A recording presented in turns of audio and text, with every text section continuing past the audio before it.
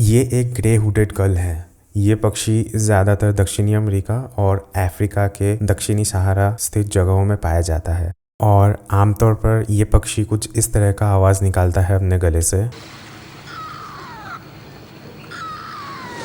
मगर आखिरी बार जब मैंने इस पक्षी को देखा था उस वक्त ये कुछ इंसानी बच्चे की आवाज़ निकाल रहा था अपने गले से और ये हूबहू इंसानी बच्चे के रोने की आवाज़ निकाल रहा था, जो कि काफ़ी शॉकिंग है और मैं इसे एक्सेप्ट नहीं कर पा रहा था कि ये एक्चुअली मेरे सामने हो रहा है।